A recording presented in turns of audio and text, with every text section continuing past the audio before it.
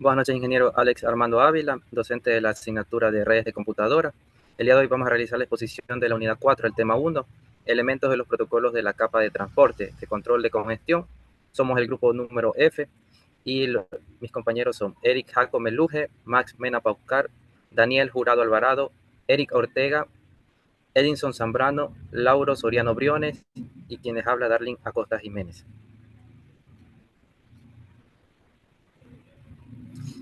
En la parte introductoria de este tema 1, elementos de los protocolos de la capa de transporte, control y congestión. Como punto de partida conceptual, es fundamental reconocer que la interacción entre la capa de transporte y la capa de red constituyen el núcleo operativo de la jerarquía de protocolos dentro del modelo OSI.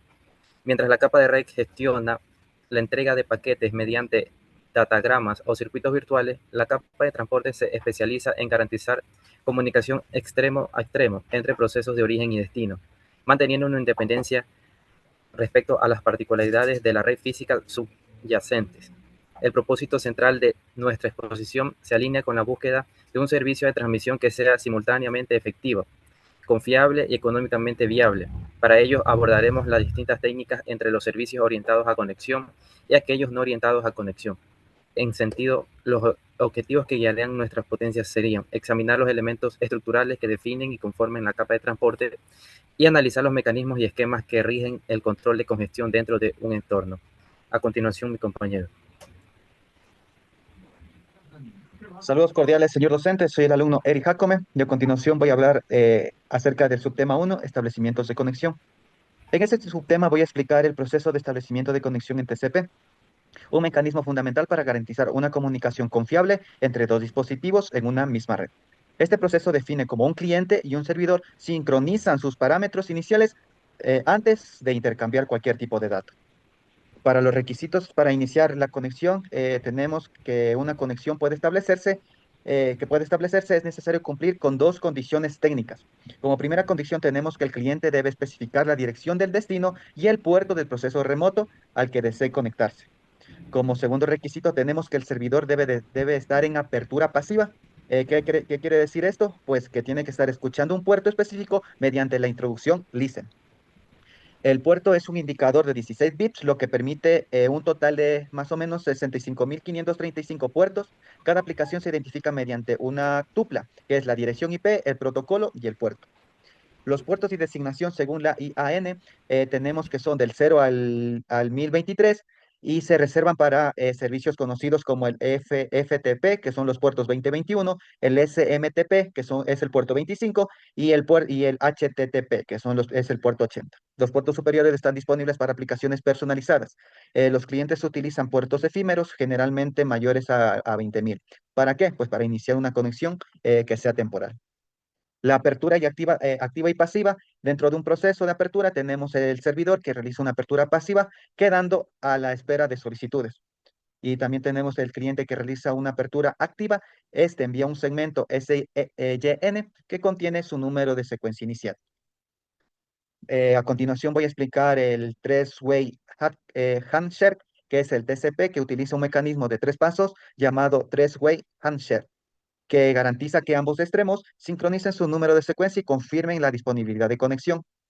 Entre ellos tenemos el SNY, que es el cliente que envía un segmento SYN con su número de secuencia inicial. También tenemos el SYN-ACK, que el servidor responde a un segmento que combina ambos, incluyendo su propio número de secuencia. Y como último tenemos el ACK, que es que el cliente envía un ACK confirmado después de la recepción. En este punto la conexión queda abierta en ambos sentidos. Los números de secuencia no comienzan en cero para evitar confusiones con conexiones previas y asegurar la integridad del flujo de datos. En sí, el establecimiento de conexión mediante el Three-Way Handshake es esencial para garantizar una comunicación confiable, ordenada y sincronizada entre cliente y servidor. Sin este proceso, el TCP no podría ofrecer las garantías de fiabilidad que lo caracterizan. Con la siguiente diapositiva, por favor. Listo, en este subtema 2, titulada Liberación de una conexión, voy a explicar acerca de la liberación o cierre de una conexión TCP. Un procedimiento esencial para garantizar que ambos extremos finalicen la comunicación de manera ordenada y así no existan pérdida de datos. Este proceso se conoce como Four-Way Handshake.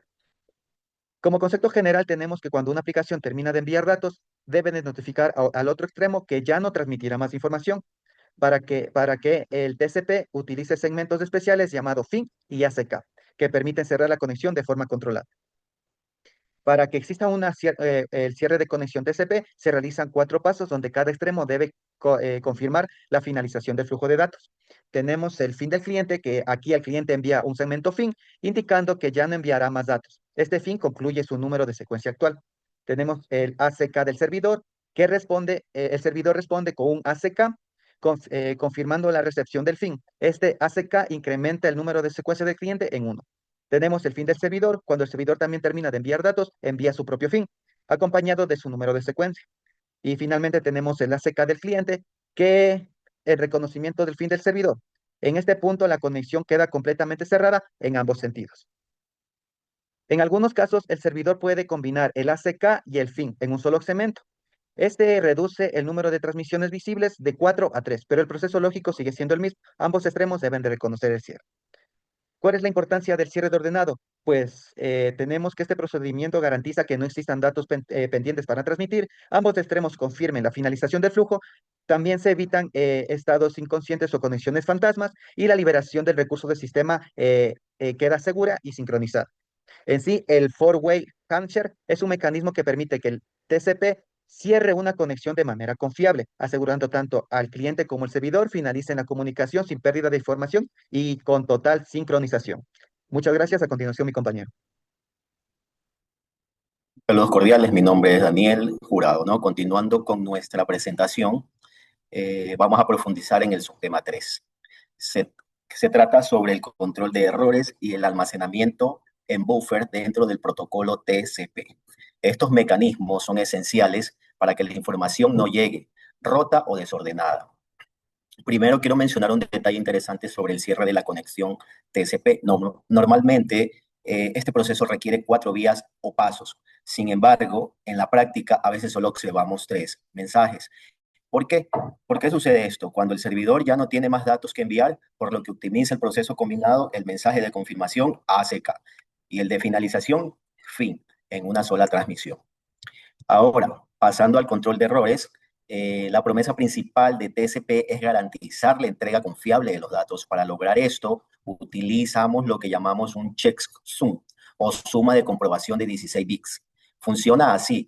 El emisor realiza un cálculo matemático sobre los datos y los adjunta al segmento.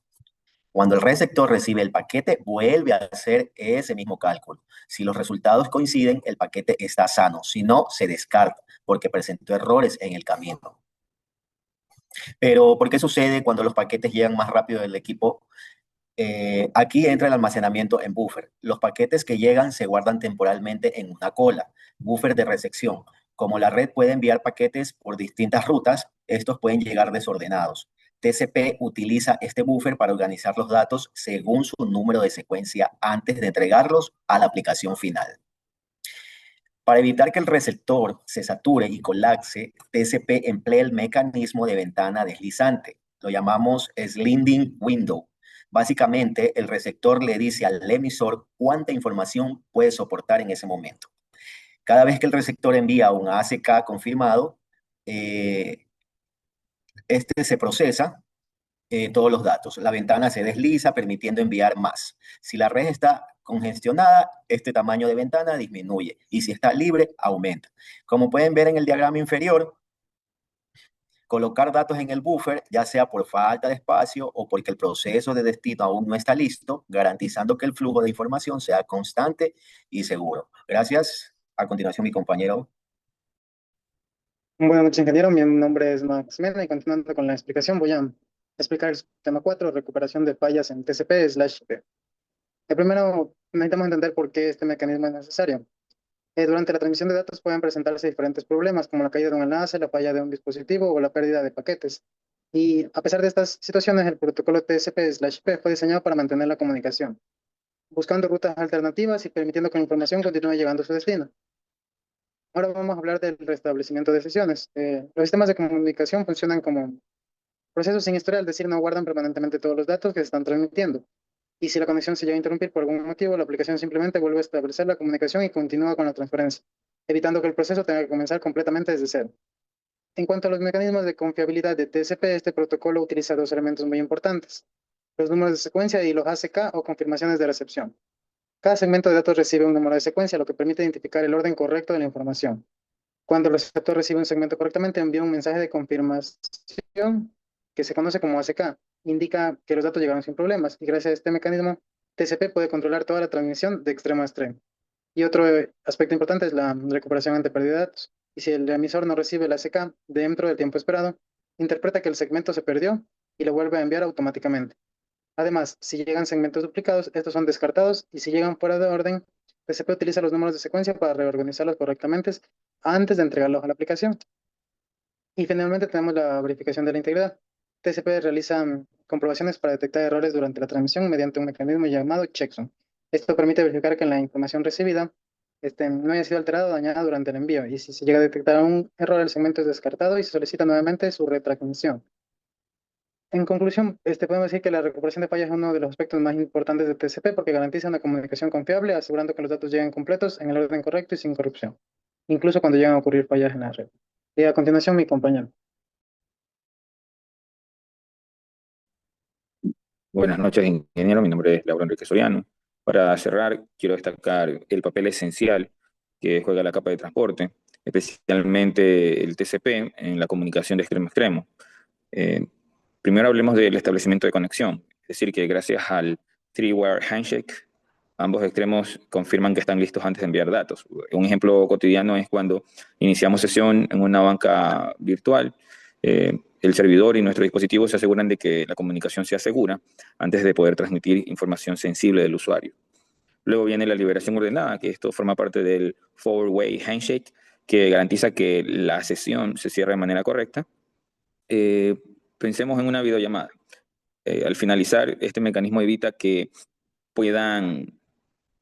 queden paquetes perdidos dentro de la red. El TCP también incorpora detección y corrección de errores. Es decir, si descargamos un archivo grande y un segmento se daña, el protocolo lo retransmite para que el archivo llegue completo. Otro punto clave es el control de flujo con la ventana deslizante y los buffers que comentaban mis compañeros. En este caso, TCP evita saturar al receptor. Lo podemos ver esto en los videos de streaming, que la transmisión se ajusta de manera automática al ancho de banda que tenga el usuario final. Finalmente, el TCP tiene la capacidad de recuperarse ante las fallas. Incluso, es decir, si los segmentos llegan de manera desordenada, el protocolo los reorganiza para mantener la coherencia en los datos. Por ejemplo, en un chat de mensajería, esto asegura que los mensajes aparezcan en orden correcto, aunque la red presente inestabilidad o tenga retrasos en la transmisión. En conclusión, TCP es el garante invisible que hace posible que las aplicaciones críticas como la banca en línea, las videollamadas, descargas, streaming, funcionen de manera confiable, segura y ordenada, sin que el usuario obviamente perciba estos problemas que suceden dentro de la red. Muchísimas gracias, ingeniero.